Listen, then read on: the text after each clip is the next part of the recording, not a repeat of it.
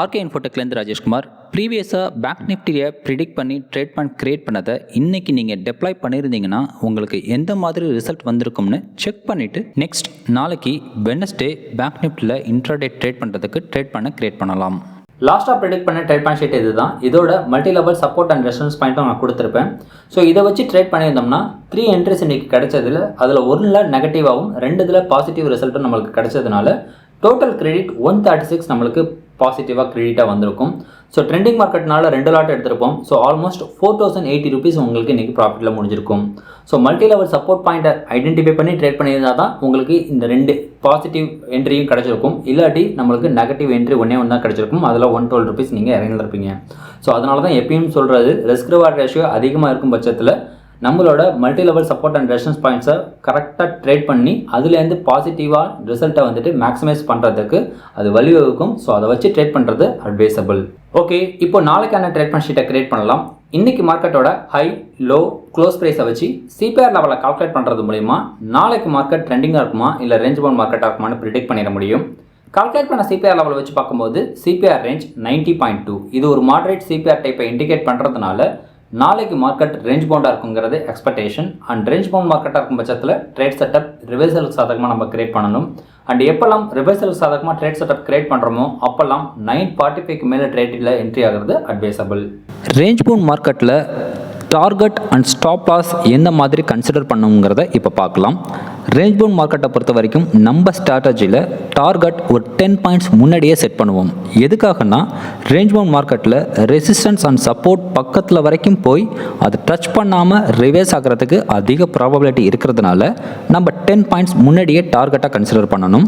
அதே மாதிரி ஸ்டாப் லாஸை பொறுத்தவரை நம்ம ஸ்ட்ராட்டஜியில் 45 points resistance and support entry லெவல்ஸில் இருந்து கன்சிடர் பண்ணுவோம். 45 பாயிண்ட்ஸ் எதுக்காகனா பேங்க் நிஃப்டியை பொறுத்தவரை ஆவரேஜ் ட்ரூ ரேஞ்சுன்னு சொல்லக்கூடிய ஏடிஆர் 5 மினிட்ஸ் டைம் ஃப்ரேமில் 45 பாயிண்ட்ஸ் டு 60 பாயிண்ட்ஸாக இருக்குது.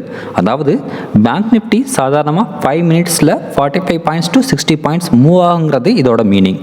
ஸோ அதனால் மினிமம் லெவலான 45 பாயிண்ட்ஸை நம்ம ஒவ்வொரு ட்ரேடுக்கும் ஸ்டாப் லாஸாக கன்சிடர் பண்ணுவோம். சினாரியோ 1, மார்க்கெட் நாளைக்கு அப்பர் சிபிஆர் லெவலுக்கும் R1க்கும் நடுவில் ஓப்பன் ஆகி அப்பர் சிபிஆர் லெவல்லேருந்து மார்க்கெட் அப் ட்ரெண்டில் மேலே போய் R1 பிரேக் பண்ண முடியாத பட்சத்தில் R1 நியர்பையாக ஒரு ரெட் கேண்டில் ஃபார்ம் ஆகி க்ளோஸ் ஆகுதுன்னா அதை நம்ம என்ட்ரி சிக்னலாக எடுத்துக்கிட்டு அங்கேருந்து மார்க்கெட் ரிவர்ஸ் ஆகுங்கிற எக்ஸ்பெக்டேஷனில் இந்த மணி புட் ஆப்ஷன் பை பண்ணியோ இல்லை பேக் நிஃப்டி ஃபியூச்சரை செல் பண்ணியோ அப்பர் சிபிஆர் லெவலில் டார்கெட்டாக எய்ம் பண்ணலாம். இங்கே R1ங்கிறது 49,420 இருக்குது. அப்ராக்சிமேட்டாக அந்த ரெட் கேண்டில் ஃபார்ம் ஆகி க்ளோஸ் ஆகிறது ஒரு 10 பாயிண்ட்ஸ் கீழே 49,410 நம்மளுக்கு என்ட்ரி கிடைக்குதுங்கிற பட்சத்தில் டார்கெட்டுங்கிறது அப்பர் சிபிஆர் லெவல்லேருந்து ஒரு 10 பாயிண்ட்ஸ் முன்னாடி கன்சிடர் பண்ணும்போது 49,287 நம்ம டார்கெட்டாக இங்கே ஃபிக்ஸ் பண்ணணும். அண்ட் ஸ்டாப் லாஸ்ங்கிறது டார்கெட் டவுன் ட்ரெண்ட் நோக்கி இருக்கிறதுனால நம்ம என்ட்ரியான R1லேருந்து ஒரு 45 பாயிண்ட்ஸ் மேலே படும்போது 49,465 நம்ம ஸ்டாப் லாஸாக இங்கே மெயின்டைன் பண்ணணும். அண்ட் இந்த ட்ரேட் செட்டப்புக்கு risk reward ratio 2.2. Range bound மார்க்கெட்டை பொறுத்த வரைக்கும் ரிஸ்க் ரிவார்ட் ரேஷியோ 2க்கு மேலே இருந்தால் தான் நம்ம ட்ரேடில் என்ட்ரி ஆகணும். ஸோ நான் அப்ராக்சிமேட் என்ட்ரி 10ன்னு வச்சதுனால இந்த ரிஸ்க் ரிவார்ட் ரேஷியோ மேபி அது 20-13 போகும்போது டெஃபினட்டாக ரிஸ்க் ரிவார்ட் ரேஷியோ 2க்கு கீழே போகிறதுக்கு வாய்ப்பு இருக்குது. ஒருவேளை ரிஸ்க் ரிவார்ட் ரேஷியோ கீழே போணுச்சு அப்படின்னா ட்ரேட் அவாய்ட் பண்ணிடுங்க. பர்ஃபெக்டாக உங்களுக்கு என்ட்ரி கிடைக்குதுங்கிற பட்சத்தில் ட்ரேடில் என்ட்ரி ஆகி டார்கெட் ரீச் ஆனோம்னா ட்ரேட்லேருந்து எக்ஸிட் ஆயிடணும். சினாரியோ 2, ஒருவேளை பேங்க் நிஃப்டி R1க்கும் R2க்கும் நடுவில் ஓப்பன் ஆகி 945க்கு மேலே R2 நியர்பையாக ட்ரேட் ஆகணும். பட் R2வை பிரேக் பண்ண முடியாத பட்சத்தில் R2 நியர்பையாக ஒரு ரெட் கேண்டில் ஃபார்ம் ஆகி க்ளோஸ் ஆகுதுன்னா அங்கேயே மார்க்கெட் ரிவர்ஸ் ஆகுங்கிற எக்ஸ்பெக்டேஷனில் இந்த மணி புட் ஆப்ஷன் பை பண்ணியோ இல்லை பேங்க் நிஃப்டி ஃபியூச்சரை செல் பண்ணியோ டவுன் ட்ரெண்டில் R1 டார்கெட்டாக எய்ம் பண்ணணும். இங்கே R2ங்கிறது 49,700 இருக்குது. அப்ராக்சிமேட்டாக அந்த ரெட் கேண்டில் ஃபார்ம் ஆகி க்ளோஸ் ஆகுறது ஒரு 10 பாயிண்ட்ஸ் கீழே 49,690 நம்மளுக்கு என்ட்ரி கிடைக்குதுங்கிற பட்சத்தில் டார்கெட்டுங்கிறது R1லேருந்து ஒரு 10 பாயிண்ட்ஸ் முன்னாடி கன்சிடர் பண்ணும்போது 49,430 நம்ம டார்கெட்டாக இங்கே ஃபிக்ஸ் பண்ணணும். அண்ட் ஸ்டாப் லாஸ்ங்கிறது டார்கெட் டவுன் ட்ரெண்ட் நோக்கி இருக்கிறதுனால நம்ம என்ட்ரியான R2லேருந்து ஒரு 45 பாயிண்ட்ஸ் மேலே போடும்போது 49,745 நம்ம ஸ்டாப் லாஸ் அங்கே மெயின்டைன் பண்ணணும். அண்ட் இந்த ட்ரேட் செட்டப்புக்கு ரிஸ்க் ரிவார்ட் ரேஷியோ 4.7 இருக்குது. ஸோ ஒன்ஸ் டார்கெட் ரீச் ஆகிடுச்சுங்கிற பட்சத்தில் ட்ரேட்லேருந்து எக்ஸிட் ஆயிடணும். சினாரியோ 3, மார்க்கெட் ஒருவேளை டவுன் ட்ரெண்டில் வருது. அதாவது பேங்க் நிஃப்டி லோவர் சிபிஆர் லெவலுக்கும் S1க்கும் நடுவில் ஓப்பன் ஆகி லோவர் சிபிஆர் லெவல்லேருந்து டவுன் ட்ரெண்டில் வந்து S1 பிரேக் பண்ண முடியாத சூழ்நிலையில் S1 நியர்பையாக ட்ரேட் ஆகும்போது ஒரு க்ரீன் கேண்டில் ஃபார்ம் ஆகி க்ளோஸ் ஆனிச்சுன்னா அது நம்மளோட என்ட்ரி கிரிட்டேரியாவை சாட்டிஸ்ஃபை பண்ணிச்சு அப்படின்னா அங்கேருந்து இந்த மணி கால் ஆப்ஷன் பை பண்ணியோ இல்லை பேங்க் நிஃப்டி ஃபியூச்சரை பை பண்ணியோ மார்க்கெட் புல்பேக் ஆகுங்கிற எக்ஸ்பெக்டேஷனில் லோவர் சிபிஆர் லெவலில் டார்கெட்டாக எய்ம் பண்ணலாம். இங்கே S1ங்கிறது 48,953 இருக்குது. அப்ராக்சிமேட்டாக அந்த க்ரீன் கேண்டில் ஃபார்ம் ஆகி க்ளோஸ் ஆகிறது ஒரு 10 பாயிண்ட்ஸ் மேலே 48,963 நம்மளுக்கு என்ட்ரி கிடைக்குதுங்கிற பட்சத்தில் டார்கெட்டுங்கிறது லோவர் சிபிஆர் லெவல்லேருந்து ஒரு 10 பாயிண்ட்ஸ் முன்னாடி கன்சிடர் பண்ணும்போது 49,178 நம்ம டார்கெட்டாக இங்கே ஃபிக்ஸ் பண்ணணும். அண்ட் ஸ்டாப் லாஸ்ங்கிறது டார்கெட் அப் ட்ரெண்ட் நோக்கி இருக்கிறதுனால நம்ம என்ட்ரியான S1லேருந்து ஒரு 45 பாயிண்ட்ஸ் கீழே போடும்போது 48,908 நம்ம ஸ்டாப் லாஸ் இங்கே மெயின்டைன் பண்ணணும். அண்ட் இந்த ட்ரேட் செட்டப்புக்கு ரிஸ்க் ரிவார்ட் ரேஷியோ 3.9 இருக்குது. ஒன்ஸ் டார்கெட் ஹிட் ஆயிடுச்சுங்கிற பட்சத்தை ட்ரேட்லேருந்து எக்ஸிட் ஆயிடணும். சினாரியோ 4, பேங்க் நிஃப்டி ஒருவேளை S1க்கும் S2க்கும் நடுவில் ஓப்பன் ஆகி S1லேருந்து டவுன் ட்ரெண்டில் வந்து S2 நியர்பையாக ட்ரேட் ஆகும்போது S2வை பிரேக் பண்ண முடியாத சூழ்நிலையில் ஒரு க்ரீன் கேண்டில் ஃபார்ம் ஆகி க்ளோஸ் ஆகுதுன்னா அதை நம்ம என்ட்ரி சிக்னலாக எடுத்துக்கிட்டு அங்கேருந்து மார்க்கெட் ரிவர்ஸ் ஆகி புல்பேக் ஆகுங்கிற எக்ஸ்பெக்டேஷனில் இந்த மணி கால் ஆப்ஷன் பை பண்ணியோ இல்லை பேங்க் நிஃப்டி ஃபியூச்சரை பை பண்ணியோ S1 டார்கெட்டாக எய்ம் பண்ணலாம்.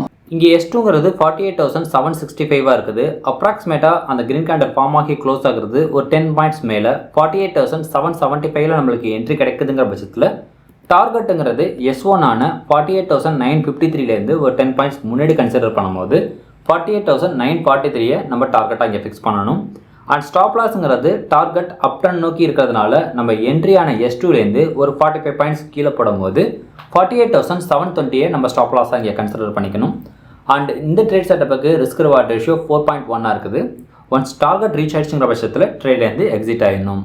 சினாரியோ 5, ஒருவேளை பேங்க் நிஃப்டி லோவர் சிபிஆர் லெவலுக்கும் அப்பர் சிபிஆர் லெவலுக்கும் நடுவிலேயே ட்ரேட் ஆகி அப்பர் சிபிஆர் லெவல் நெருங்கும் போது அப்பர் சிபிஆர் லெவலில் பிரேக் பண்ண முடியாத பட்சத்தில் அப்பர் சிபிஆர் பக்கம் ஒரு ரெட் கேண்டில் ஃபார்ம் ஆனிச்சுன்னா அங்கேருந்து மார்க்கெட் ரிவர்ஸ் ஆகுங்கிற எக்ஸ்பெக்டேஷனில் இந்த மணி புட் ஆப்ஷன் பை பண்ணியோ இல்லை பேங்க் ஃபியூச்சரை செல் பண்ணியோ லோவர் சிபிஆர் லெவலில் டார்கெட்டாக எய்ம் பண்ணலாம்.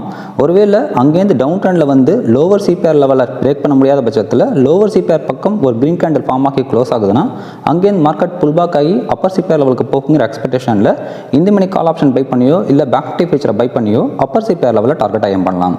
பட் ரிஸ்க் ரிவார்ட் ரேஷியோ நமக்கு சாதகமாக இருந்துச்சு அப்படின்னா இந்த ட்ரேட் செட்டப்பில் என்ட்ரி ஆகலாம்.